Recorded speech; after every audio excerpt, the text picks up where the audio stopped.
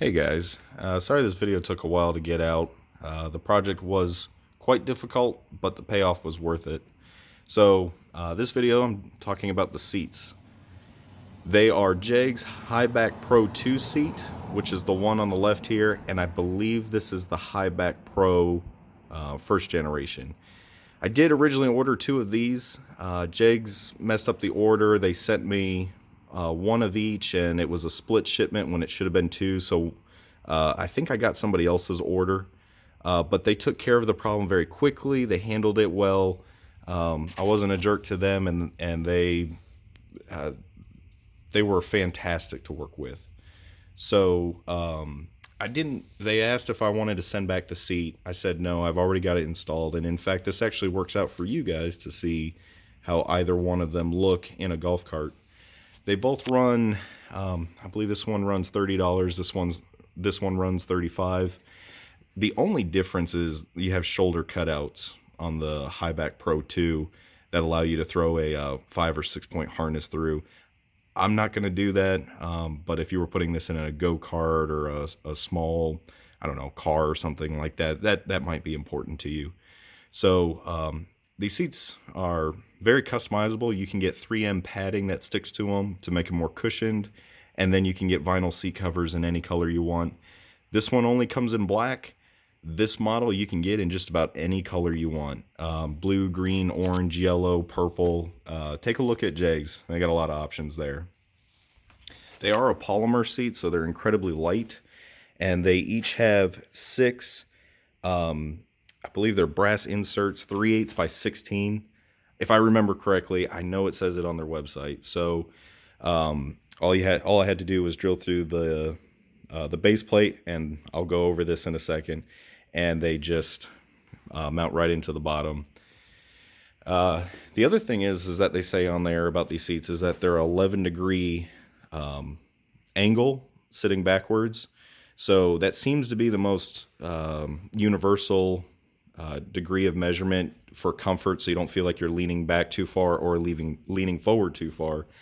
But these are mounted flush on the bottom plate here, yet that 11 degrees seems to follow the upright on the golf cart really well. So this gap relatively stays even, gets a little thick right here, but really not a lot of wasted space.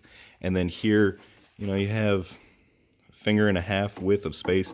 So this seat doesn't flex enough with somebody riding in it that it starts tapping on the upright and making it sound cheap or an unsolid seating option. So I'm thoroughly impressed with these seats.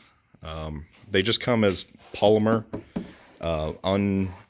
you could say unpadded. They're just plain plastic seats.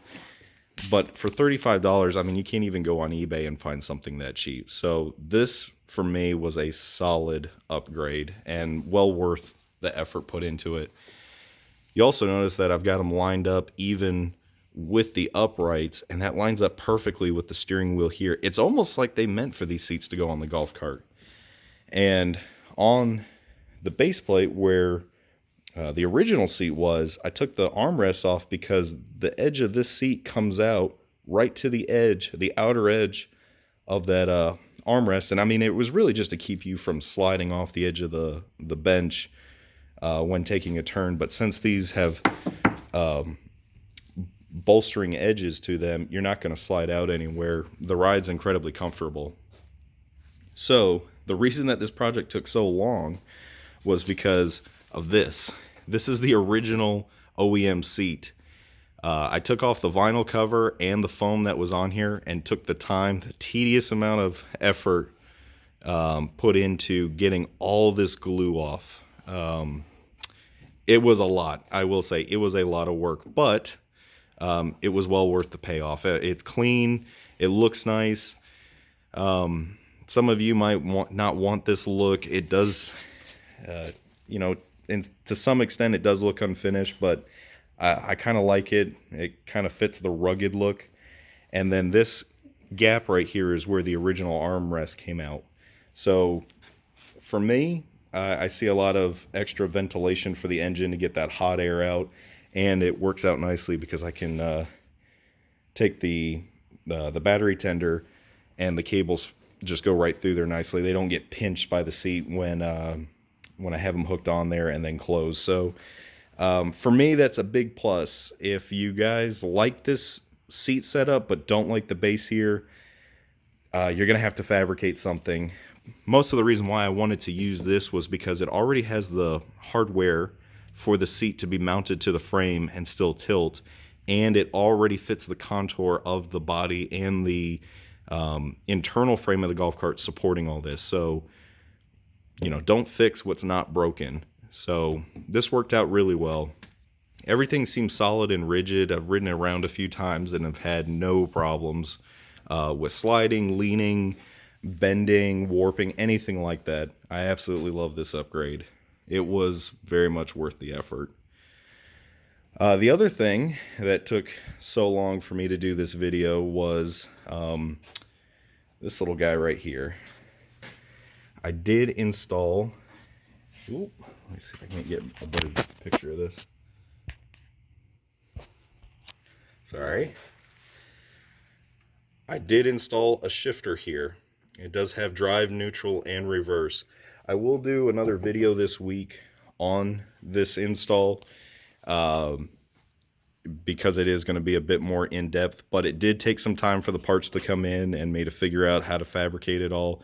But this was a fantastic option as opposed to buying the, I believe it's the Mad Jack shifter that mounts to the front here. You notice that I don't have the rotating lever anymore. This replaces it. Like I said, it has forward, neutral, and reverse, just like the JEGS shifter, but that costs $200.